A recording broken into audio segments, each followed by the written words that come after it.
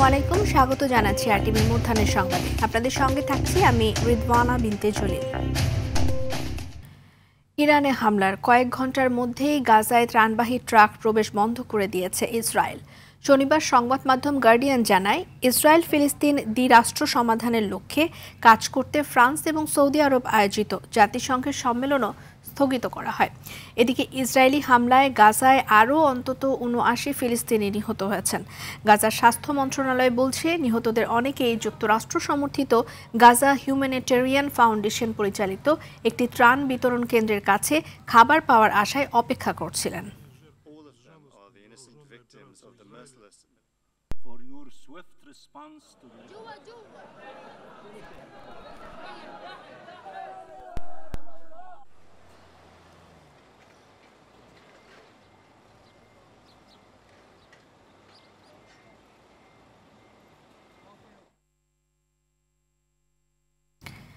শেখ হাসিনার আমলে নির্বাচনে জালিয়াতি এবং অবৈধভাবে ফলাফল পরিবর্তন করে জনগণের বিজয় ছিনিয়ে নেওয়া হয়েছিল, সেটি এই মামলার রায়ের প্রমাণিত হয়েছে বলে মন্তব্য করেছেন বিএনপি নেতা ইশরাক হোসেন। অভিযোগ করেন, আইন উপদেষ্টার সাম্প্রতিক বক্তব্যে পরিষ্কার হয়েছে সরকার শুরু থেকেই সিদ্ধান্ত নিয়ে রেখেছিল মেয়র হিসেবে তাকে বসতে দেয়া হবে না। সরকারকে দ্রুত এই বিষয়টি সমাধান করার আহ্বান জানান ইশরাক হোসেন। দর্শক, এই বিষয়ে আরও জানাতে নগর ভবনের সামনে থেকে আমাদের সঙ্গে যুক্ত হচ্ছেন সহকর্মী সাকিবুর রহমান। সাকিব, আন্দোলনকারীরা কি বলছেন আর সেখানকার সার্বিক পরিস্থিতি আমাদের জানাবেন।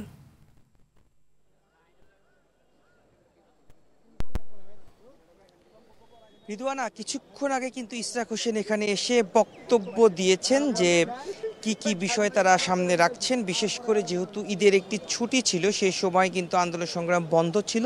ঈদের পরবর্তীতে আজকে যেহেতু অফিস আদালত সব কিছু খুলেছে, আজকে থেকে তারা আবার অবস্থান কর্মসূচি পালন করছেন। বিশেষ করে ইশরাক হোসেন ঘোষণা দিয়েছেন, যতক্ষণ পর্যন্ত না তাকে শপথ পড়ানো হবে ততক্ষণ পর্যন্ত এই আন্দোলন অব্যাহত থাকবে। তার পাশাপাশি আরেকটি বার্তা তিনি দিয়েছেন, এখন থেকে নগর ভবনে শুধুমাত্র জরুরি সেবা কার্যক্রম পরিচালিত হবে, সেটিও তাদের তত্ত্বাবধানে হবে। এর বাইরের কোনো কর্মকর্তা কর্মচারী নগর ভবনে প্রবেশ করতে পারবেন না, এই বক্তব্যটি তিনি দিয়েছেন। পাশাপাশি এই সমস্যার সমাধানে প্রধান উপদেষ্টার হস্তক্ষেপ তিনি কামনা করেছেন। আরেকটি বিষয় তিনি উল্লেখ করেছেন, স্থানীয় সরকার উপদেষ্টা আসিফ মাহমুদ সজীব ভুইয়া তার এবং স্থানীয় সরকার যে সচিব রয়েছেন তাদের যোগ সাজসেই মূলত তাকে শপথ বাক্য পড়ানো হচ্ছে না, তাকে দায়িত্ব বুঝে দেওয়া হচ্ছে না, এই বিষয়টিও তিনি উল্লেখ করেছেন। পাশাপাশি এনসিপির কিছু কথা তিনি বলেছেন যে যখন আদালত তাকে রায় দিল, নির্বাচন কমিশন যখন একটি প্রজ্ঞাপন জারি করলো, ঠিক সেই সময়ে তারা নির্বাচন কমিশনের সামনে গিয়ে একটি মব সৃষ্টি করে ভীতিকর পরিস্থিতি সৃষ্টি করেছিল, যার ফলে নির্বাচন কমিশন সেটি থেকে ফিরে আসে, এমনটিও তিনি জানিয়েছেন। এর পাশাপাশি এখানে যারা অবস্থান নিয়েছেন তারা বলছেন যে আসলে তাদের যে মেয়র ইশরাক হোসেন, তাকে যতক্ষণ পর্যন্ত না দায়িত্ব বুঝে দেওয়া হবে মেয়রের, ততক্ষণ পর্যন্ত তারা এখানে অবস্থান কর্মসূচি পালন করবেন। ঈদের আগে যেভাবে তারা অবস্থান কর্মসূচি নিয়েছিলেন, এখনও থেকেও কিন্তু তারা সেই অবস্থানটি পালন করবেন। বিশেষ করে ঈদের আগে আমরা দেখেছি সড়ক অবরোধ করা হয়েছিল, এখন কিন্তু সেটি করা হয়নি।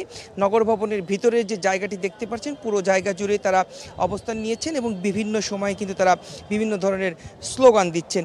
সব মিলিয়ে বলা চলে যে আসলে যতক্ষণ না দায়িত্ব বুঝিয়ে দেয়া হবে ততক্ষণ পর্যন্ত তাদের এই আন্দোলন চলবে এবং এখন থেকে ইশরাক হোসেনের তত্ত্বাবধানে জরুরি সেবার যে কাজগুলো রয়েছে সেটি হবে, এমনটি তারা জানিয়েছেন। তো এই ছিল আমার কাছে নগর ভবন থেকে সর্বশেষ। রিদওয়ানা। সাকিব, ধন্যবাদ আপনাকে। গেল ২৪ ঘন্টায় সারা দেশে প্রাণঘাতী এডিস মশার কামড়ে চট্টগ্রামে মারা গেছেন একজন। এ সময় হাসপাতালে ভর্তি হয়েছেন ১৬৯ জন। স্বাস্থ্য অধিদপ্তরে বিজ্ঞপ্তিতে বলা হয়েছে, আক্রান্তদের মধ্যে ১০১ জন বরিশালের, চট্টগ্রামে ২৮ জন, সিটি কর্পোরেশনের বাইরে ঢাকা জেলায় ৫ জন এবং ঢাকা দক্ষিণ সিটিতে ১৯ জন, সেই সাথে উত্তর সিটি কর্পোরেশনে ১৯ জন। অন্যদিকে একই সময়ে করোনায় মৃত্যু না থাকলেও আক্রান্ত হয়েছেন আরও ৭ জন। এ পর্যন্ত মোট আক্রান্তের সংখ্যা ২০,৫১,৮০৭ জন আর মোট মৃতের সংখ্যা ২,০৯,৫০২ জন।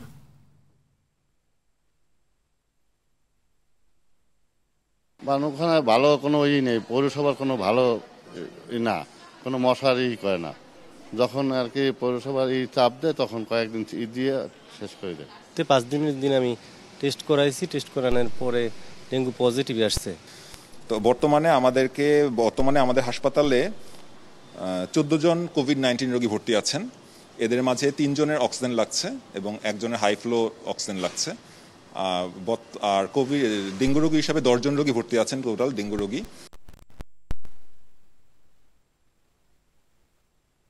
দর্শক, এ বিষয়ে আরো জানাতে রাজধানীর মহাখালী ডিএনসিসি হাসপাতাল থেকে যুক্ত হচ্ছেন সহকর্মী দীপন দাওয়ান।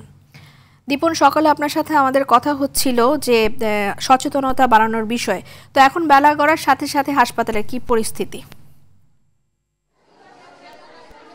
বেলা বাড়ার সাথে সাথে হাসপাতালের পরিস্থিতিও পরিবর্তন হয়েছে। সকালে পরীক্ষা করতে আসা লোকের উপস্থিতি খুব কম ছিল, আর আমার পিছনে যদি আপনি খেয়াল করেন দেখবেন যে এখন এই লাইনটি দীর্ঘ হয়েছে। ঢাকার বাইরে থেকে অনেকেই আসছেন, এখানে এসে পরীক্ষা নিরীক্ষা করছেন। অনেকে গ্রামের বাড়িতে ছুটিতে গিয়েছিলেন, তারা ছুটি থেকে ফিরে এসে অনেকেই জ্বর অনুভব করছেন, শরীর ব্যথা হচ্ছে, তারা এসে পরীক্ষা করছেন। এবং আমার পেছনে আরেকটি লাইন রয়েছে যেখানে স্যাম্পল কালেকশন করা হয়। সবগুলো জায়গার পরীক্ষা নিরীক্ষা এক জায়গায় হচ্ছে, যার কারণে এখানে মানুষের উপস্থিতিটাও একটু বেশি হয়ে যাচ্ছে। হাসপাতাল কর্তৃপক্ষ আমাদেরকে জানিয়েছেন যে করোনার পরিস্থিতি যদি সামনে আরও ভয়াবহ হয় তাহলেও এই করোনার যে পরীক্ষা কিট সেটি সংকট তাদের কাছে হবে না, সেটির পর্যাপ্ত ব্যবস্থা তাদের রয়েছে। এবং চিকিৎসকরা একটি কথা বারবার করে বলেছেন যে ঢাকার বাইরে যারা ছুটিতে গিয়েছিলেন তারা ফিরে এসে যেন বাসাবাড়ি যথেষ্ট পরিমাণে মনোযোগ দিয়ে তারা পরিষ্কার পরিচ্ছন্ন করেন, কোথাও পানি জমে থাকলে সেটিও যেন পরিষ্কার পরিচ্ছন্ন করেন, কারণ ওই জায়গাগুলো থেকেই মূলত এই ডেঙ্গুবাহী মশা সেটির উপস্থিতি জন্ম হয়, প্রজনন হয়। সেই জায়গাটিতেও ডাক্তাররা একটু সচেতন হতে বলেছেন। আর এই সবগুলো পরিস্থিতিতে একটু সংকটময় পরিস্থিতি হচ্ছে, কারণ ডেঙ্গু আর করোনা দুটো একসাথে যেহেতু অনেকটা আঘাত হানছে, এটি এই সামনের দিকে আরও ভয়াবহ আকার ধারণ করতে পারে, নাও করতে পারে, কিন্তু ধারণ করতে পারে। সেই জায়গাটিতে একটু মানুষকে সচেতন হওয়ার পরামর্শ দিয়েছেন চিকিৎসকরা। দীপন, ধন্যবাদ আপনাকে। দর্শক, ডেঙ্গুর সবশেষ অবস্থা জানাতে এবার চট্টগ্রাম থেকে সরাসরি যুক্ত হচ্ছেন আরেক সহকর্মী সাইফুল মাহমুদ। সাইফুল, চট্টগ্রামে ডেঙ্গুর প্রকোপ কেমন, সেই সাথে হাসপাতালগুলোতে ভিড় কেমন? রিদওয়ানা, আসলে যেমনটি বলেছেন চট্টগ্রামে কিন্তু দিন দিন কিন্তু বেড়ে চলছে ডেঙ্গুর পরিস্থিতি, এবং একই সাথে কিন্তু করোনায় কিন্তু বেড়ে চলছে। কোনোভাবেই কিন্তু আসলে দুটোটাকে নিয়ন্ত্রণ করা যাচ্ছে না। এবং আজকে কিন্তু বর্ষার প্রথম দিন সকালবেলা কিন্তু চট্টগ্রামে গুড়ি গুড়ি বৃষ্টি হয়েছে। আসলে এই গুড়ি গুড়ি বৃষ্টি কিন্তু হয়তো ডেঙ্গুর প্রাদুর্ভাবকে আরও বেশি বাড়াবেন বলে ধারণা করা হচ্ছে। এবং গত 24 ঘন্টায় চট্টগ্রামে 6 জন ডেঙ্গুতে আক্রান্ত হয়েছেন, এবং একই সাথে এই চলতি বছর 2025 সালে মোট আক্রান্ত হয়েছেন 308 জন, এবং একই সাথে জুন মাসে শুধু আক্রান্ত হয়েছেন 39 জন, এবং মারা গেছেন এই বছরে 2 জন। গত বছর 2024 সালে মারা গিয়েছিলেন আসলে 24 জন। তবে বোঝা যাচ্ছে যে আসলে মাত্র বর্ষা শুরু হচ্ছে, এবং এর পরপরই আসলে পরিস্থিতি আসলে কোন দিকে যাচ্ছে বোঝা যাচ্ছে না। তবে চট্টগ্রাম সিটি কর্পোরেশনের যে হাসপাতালগুলো আছে এবং চট্টগ্রাম মেডিকেল কলেজ এবং জেনারেল হাসপাতাল প্রত্যেকে কিন্তু আসলে আগেভাগেই ওরা প্রিপারেশন নিয়ে রেখেছেন, প্রস্তুতি নিয়ে রেখেছেন।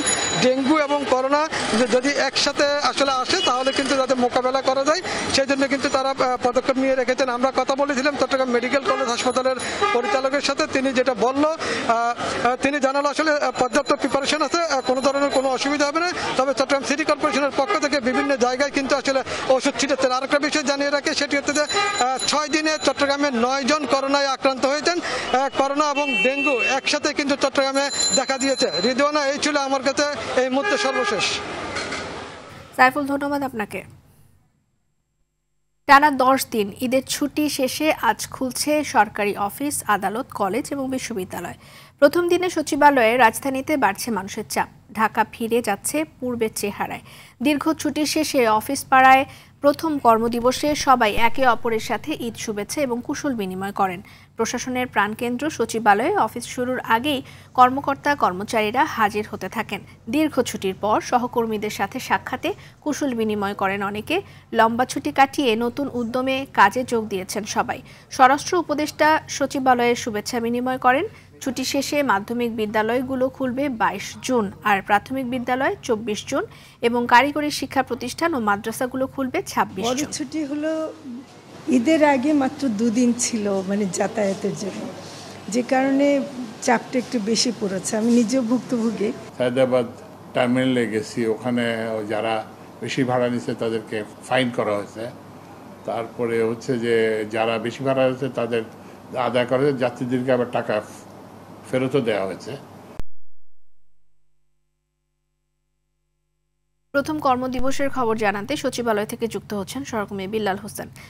বিল্লাল, বেশ একটা লম্বা ছুটির পর নতুন করে অফিস শুরু হলো, তো সেখানে কেমন পরিস্থিতি, সবাই কি বলছেন, ঈদ কেমন উদযাপন হলো, সবকিছু মিলে একটু জানবো আপনার কাছে।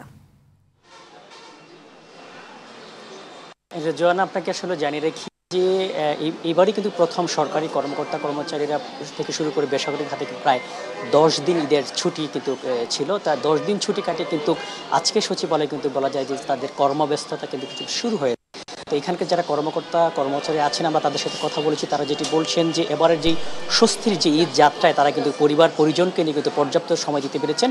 বেশিরভাগ কিন্তু এই দীর্ঘ ঈদ ছুটিতে কিন্তু গ্রামের বাড়িতে গিয়েছেন, গ্রামে তারা তাদের যে আত্মীয় সবাই কিন্তু সময় দিয়েছেন। আমরা আজকে এখানে দেখেছি যে উপদেষ্টা পরিষদের যারা আছেন তারা কিন্তু সকাল থেকে তাদের নিজ নিজ যে দপ্তর রয়েছে প্রত্যেকের দপ্তরে কিন্তু তারা অফিস করেছেন। আমরা এখানে কিন্তু আজকে সাথে কিন্তু কথা বিনিময়ের পরে কিন্তু আমাদের সাথে কথা বলেছেন পরিবেশ উপদেষ্টা রেজওয়ানা হাসান সহ বিদ্যুৎ ও জ্বালানি উপদেষ্টা, পাশাপাশি মৎস্য উপদেষ্টা, গণমাধ্যমের সাথে কিন্তু কথা বলেছেন। তো এখান থেকে কিন্তু আপনারা জানেন যে এই আজকে ঈদের প্রথম ছুটিতে তারা কিন্তু রাজনৈতিক যে ইস্যুগুলো নিয়ে কিন্তু কথা বলেছেন, যে গত 13 তারিখ যে প্রধান উপদেষ্টার সাথে তারেক রহমানের যে বৈঠক, সেটি নিয়ে কিন্তু সৈয়দ রেজওয়ানা হাসান যেটি জানিয়েছেন যে উপদেষ্টা পরিষদ সেই বৈঠক নিয়ে কিন্তু সন্তুষ্ট। পাশাপাশি যে মৎস্য প্রাণী সম্পদ উপদেষ্টার কাছে আমাদের প্রশ্ন ছিল যে এবারে কোরবানির আসলে সার্বিক ব্যবস্থাপনা, তারা যেটি বলছেন যে অন্যান্য বছরের তুলনায় এবারে কোরবানিতে গরু বড়গুলো কম বিক্রি হওয়ার পেছনে কারণ তিনি যেই মন্তব্য করছেন এবারে কোরবানির রাজনৈতিক ভাবে হয়নি, সেজন্য আসলে বড় গরু বিক্রি হয়নি। পাশাপাশি তিনি বলছেন চামড়া যে ব্যবস্থাপনা সেটি নিয়ে কিন্তু তিনি। বিল্লালকে ধন্যবাদ আমাদের সাথে যোগ দেওয়ার জন্য। প্রধান উপদেষ্টা এবং তারেক রহমানের বৈঠক নিয়ে উপদেষ্টা পরিষদ সন্তুষ্ট বলে জানিয়েছেন পরিবেশ উপদেষ্টা রেজওয়ানা হাসান। সচিবালয়ে ঈদ শুভেচ্ছা বিনিময় শেষে তিনি এই কথা বলেন। তিনি বলেন, যে কোনো ধরনের সমস্যায় সংলাপের মধ্য দিয়ে সমাধান হয়। কোনো রাজনৈতিক দলের এ বিষয়ে কিছু বলার থাকলে সেটা প্রধান উপদেষ্টার সাথে বলতে হবে। প্রসেসটা এমন, আপনি রাজনীতি বলেন, নির্বাচনী বলেন, গণতন্ত্রই বলেন আর সংস্কারই বলেন, প্রত্যেকটাই ডায়ালগের মাধ্যমে আগাতে হবে। আমি সেই জন্য ডায়ালগটা হচ্ছে এটাকে একটা সুসংবাদ মনে করি। আমার কাছে পরিস্থিতিটা বেশ স্বস্তিকর মনে হচ্ছে। হ্যাঁ, আর এখন রাজনৈতিক দলগুলো তার অবস্থান থেকে কথা বলবেন। রাজনৈতিক দলগুলো প্রধান উপদেষ্টার ব্যাপারে যদি কোনো কথা বলেন, এটা প্রধান উপদেষ্টার সাথেই ওনারা নিশ্চয়ই কথা বলবেন। গোপালগঞ্জের গোপীনাথপুরে বাস, ট্রাক এবং প্রাইভেট কারের মুখোমুখি সংঘর্ষে এক পুলিশ সদস্য সহ 2 জন নিহত হয়েছেন। এতে আহত হয়েছেন অন্তত 20 জন। শনিবার রাতে ঢাকা খুলনা মহাসড়কের গোপালগঞ্জ সদর উপজেলার গোপীনাথপুরে এই দুর্ঘটনা ঘটে। নিহতরা হলেন ভাটিয়াপাড়া হাইওয়ে পুলিশের এটিএসআই রফিকুজ্জামান এবং আরমান পরিবহনের হেলপার সেলিম ব্যাপারী।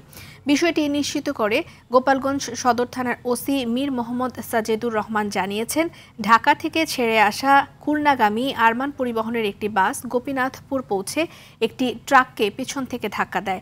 এতে বাসটি ক্ষতিগ্রস্ত হলে যাত্রীদের উদ্ধার করার সময় আরও 3টি বাস ও একটি প্রাইভেট কারের সংঘর্ষ হয়।